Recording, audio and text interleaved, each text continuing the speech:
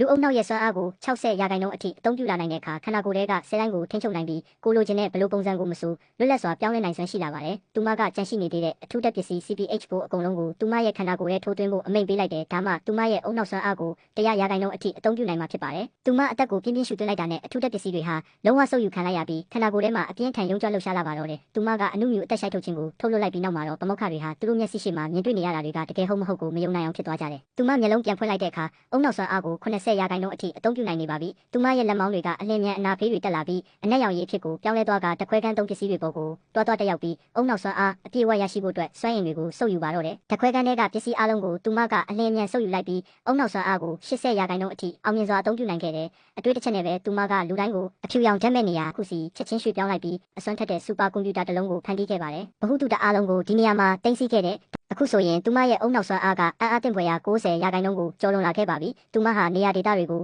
စိတ်သွားတိုင်းကိုယ်ပါရောက်ရှိနိုင်နေပါပြီ။ပဲရစ်မြို့ရဲ့လမ်းမတွေပေါ်ကနေမျက်စိတမိတ်တွင်းမှာပဲပင်လယ်ကမ်းခြေကိုရောက်သွားပြီးအဲ့ဒီကနေတဆင့်နယူးယောက်မြို့ရဲ့တိုင်းစကွဲယာကိုချက်ချင်းရောက်ရှိသွားခဲ့ပါတယ်။သူမဟာဒီကမ္ဘာလောကကြီးကိုတစ်ချက်ကြည့်ပြီးလက်ကိုမြောက်လိုက်တဲ့အခါမှာတော့ပတ်ဝန်းကျင်ကအရာအလုံးအချိန်တွေအလုံးဟာလုံးဝရပ်တန့်သွားခဲ့ပါတော့တယ်